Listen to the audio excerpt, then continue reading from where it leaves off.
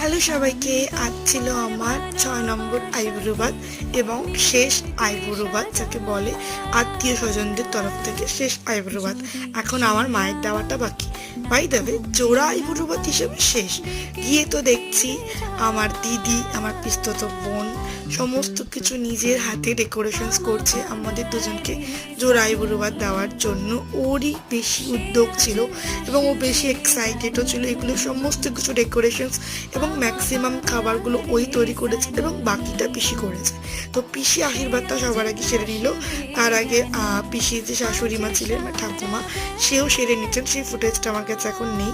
তারপরে আমার যে পিসা মশাই, বাট আমি তাকে কাকা বলে ডাকি, একটু জানি অন্যরকম লাগছে শুনতে, বাট আমি তাই ডাকি। তো সবাই মিলে আশীর্বাদ করে নিল। তারপরে আমার দিনটা এইভাবে শেষ হলো। তোমাদের আমার ভিডিওটা কেমন লাগলো জানিও, বাট খাবারের ফুটেজটা নিতে পারিনি। Thank you.